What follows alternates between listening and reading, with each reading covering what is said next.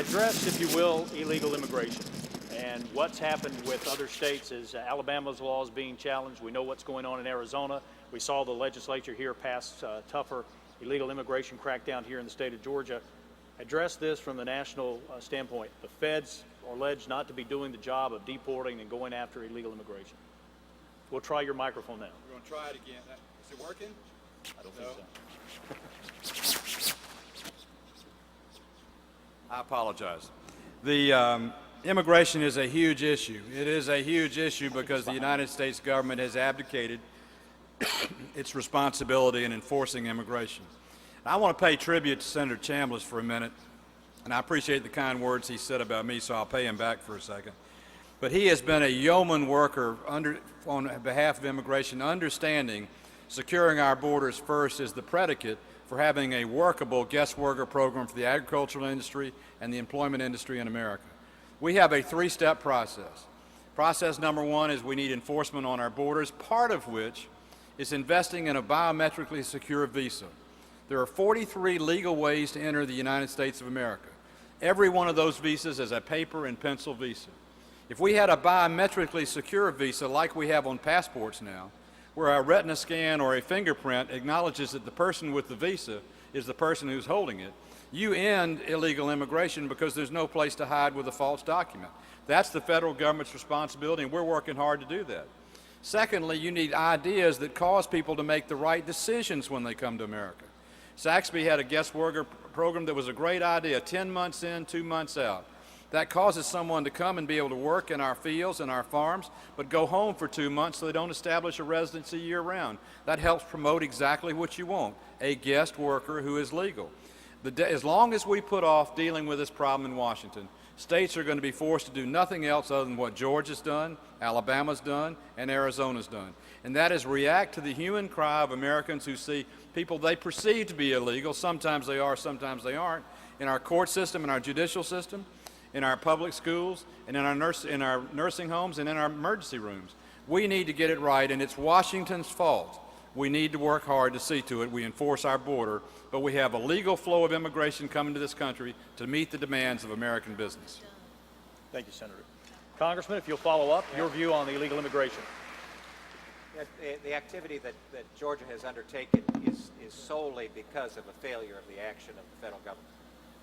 The American people want to be able to trust the federal government and what they're doing in this area, but they don't because the history has demonstrated that the federal government hasn't done its job of first and foremost controlling and securing the border. We're a very generous country. If the border were controlled and secured, which only needs to be accomplished through political will, it's not resources that we lack to do this, because it ought to be a priority of our country, and it's not the manpower that we lack in order to do this, and it's not the technology. It can be done. The only thing that's lacking is the political will on the part of Washington.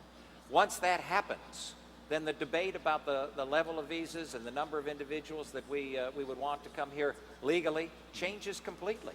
And that's what has to occur first for the men and women in this audience and the great folks across this state have confidence that the federal government is going to do its job as it relates to the border.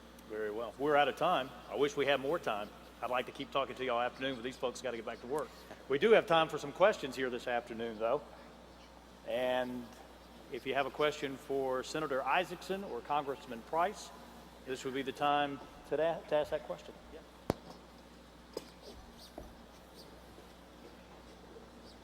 I know there must be at least one. Over here.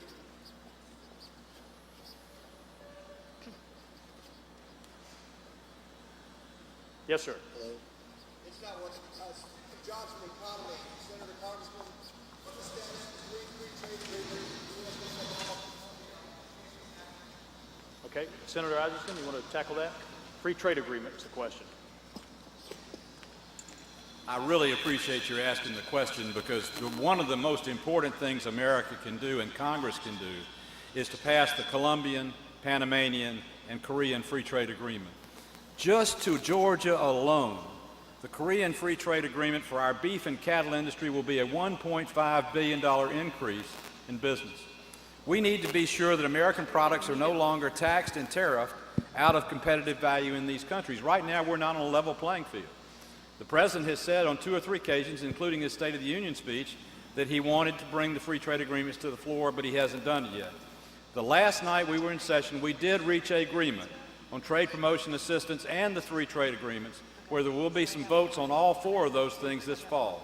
It is my sincere hope that all 3 of the free trade agreements will pass, because that's the fundamental foundation of expanding agriculture and technology exports from Georgia through the port of Savannah and Brunswick to the Far East and to Europe. Congressman Price, would you like to respond to that question? Yeah, thanks.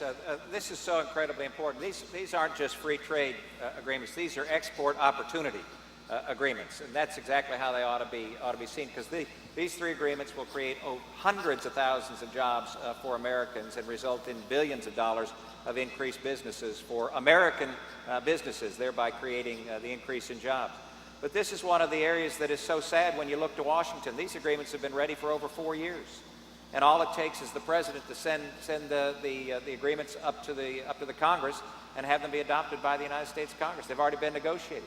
And in that period of time, what's happened is that the European Union has jumped ahead of us. Canada has jumped ahead of us in terms of their agreements with these countries, and they're taking away market share.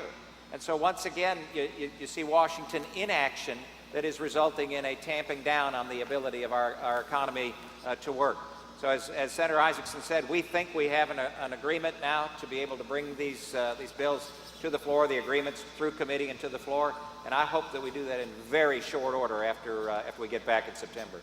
All right, one more. I see one over here.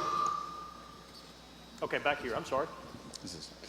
Sir, I was asking about the cuts that are going to be made and the proposed by the Defense Business Board about military retirement and TRICARE cuts. The plan states a huge cut, which would be about $800,000 per person that we would lose in our retirement, all because it costs the government too much. I think we've given our country a lot that our retirement should not be cut. What are your thoughts? Senator Isaacson.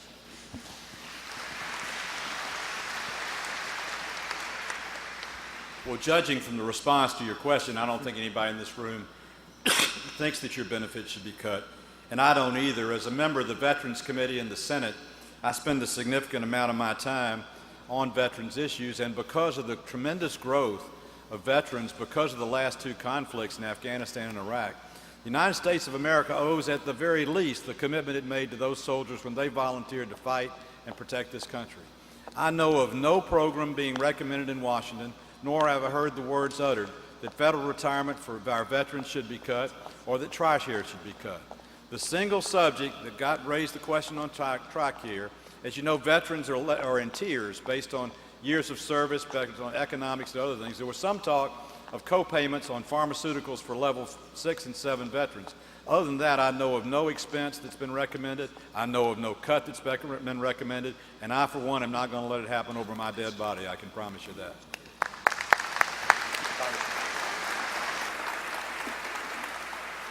Well, Johnny's absolutely right. There's no impetus for any reduction at all in either veterans' pension or in health care.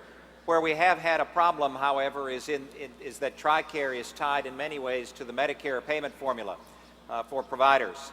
And so what happened with the health reform bill that was passed last year is that it decreased the money going into Medicare and thereby decreasing by extension the formula as it relates to TRICARE by about $500 billion. And that doesn't take effect until 2014. But if that were to come to pass, then there is I believe, there is a threat in terms of the formula, to the reimbursement of providers in the area of TRICARE. I believe, as I know my colleagues do, that the individuals participating in the TRICARE program ought to have the highest level of care and the greatest number of choices in terms of quality of care, and therefore ought to have greater flexibility in where your care is provided. Many military veterans live in communities where they don't have access necessarily to a facility that will accept TRICARE.